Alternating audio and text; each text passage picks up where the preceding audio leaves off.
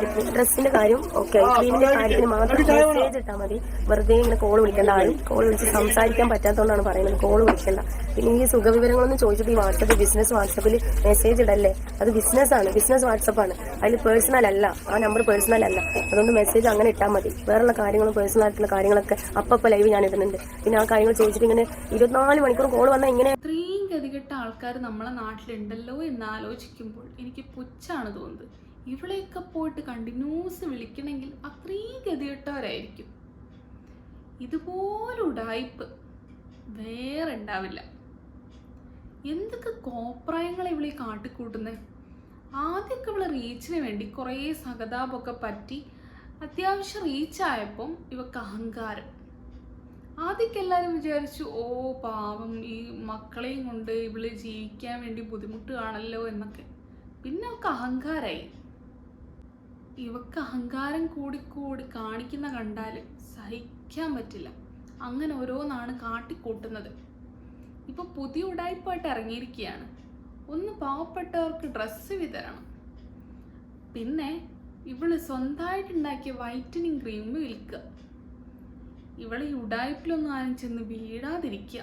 ഇവളൊരു dress വിതരണത്തിന്റെ ഒരു video ഉണ്ട്, അത് നമുക്കൊന്ന് കാണാം. എന്താണ് വിശേഷം? എല്ലാവർക്കും സുഖല്ലേ? അപ്പൊ ഞാനിപ്പോ ഒരു വീഡിയോ ലൈവ് ഇട്ടിട്ടുണ്ടായിരുന്നു. ഡ്രസ്സിന്റെ കാര്യങ്ങള് അർഹതപ്പെട്ട കുട്ടികൾ, എത്തിയും മക്കൾ, എത്തിയും പെൺകുട്ടികള്, അതുപോലെ തന്നെ ഓരോ ഹോസ്റ്റൽ ഇങ്ങനെ കൊണ്ട് വിട്ടിട്ടുണ്ടാവുന്ന ആൾക്കാരുണ്ടല്ലോ, അങ്ങനെ ടീച്ചർമാരോ അങ്ങനെയുള്ള ആൾക്കാരെ എന്നെ കോണ്ടാക്ട് ചെയ്യുക. അതുപോലെ തന്നെ അർഹതപ്പെട്ട കുട്ടികൾക്ക് ഉപ്പയും ഉമ്മയും ഉണ്ടായിട്ടും കോളേജിലേക്ക് ഡ്രസ്സ് മാറി മാറി ഇടാനുള്ള ആഗ്രഹത്തിൽ അയക്കണ്ട എനിക്ക് മെസ്സേജ്.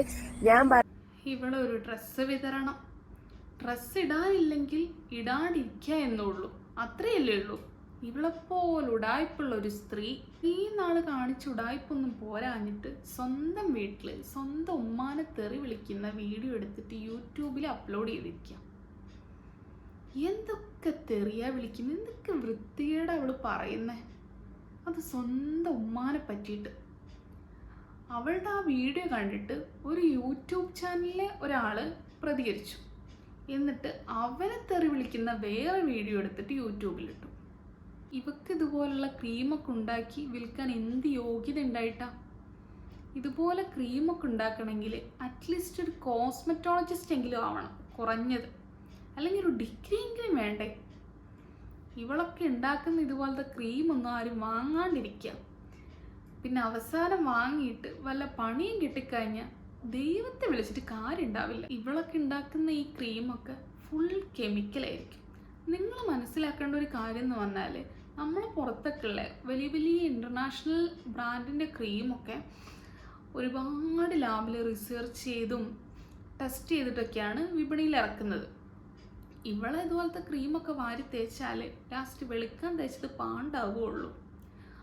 നമ്മൾ ആ പുറത്തുനിന്ന് വാങ്ങുന്ന ആ ക്രീം എന്നൊക്കെ പറഞ്ഞാൽ എന്തെങ്കിലും സംഭവിച്ചു കഴിഞ്ഞാലും അവരതിന് നഷ്ടപരിഹാരം നമുക്ക് തരും. അതുകൊണ്ട് ഇമാതിരിയുള്ള ഇവളെപ്പോലെ ഉടായ്പിൻ്റെ അടുത്ത് നിന്നും ക്രീം ഒന്നും വാങ്ങാണ്ടിരിക്കുക.